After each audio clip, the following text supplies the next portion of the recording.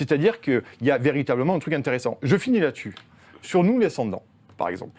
Sur la ZFE, c'est intéressant ce qui se passe sur la ZFE. Vous en faites plusieurs pages. Ben oui, parce que ça fait un petit moment qu'on en parle.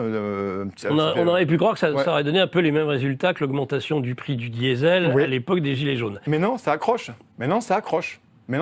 Et pourtant, rappelez-vous, quelle ont été l'ampleur des manifestations des ZFE? Il y a eu à Paris, je sais qu'il y a eu à Paris. Non, mais il y a eu très peu.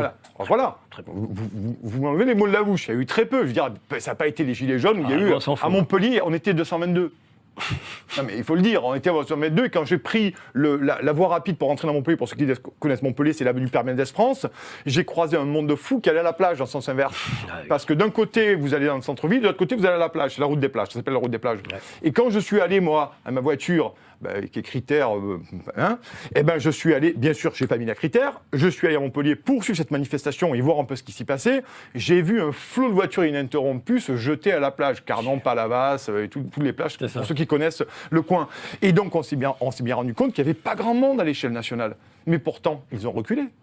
Pourquoi ils ont reculé? Parce que les députés, Nicolas, quand ils sont rentrés en circo, là, on leur a dit, qu'est-ce que tu fais? Tu vas voter l'abrogation, on est d'accord. Et donc, ils se sont réveillés, ils se sont dit, attention, là, si je me trompe, ça va monter. Et puis aussi, les réseaux sociaux.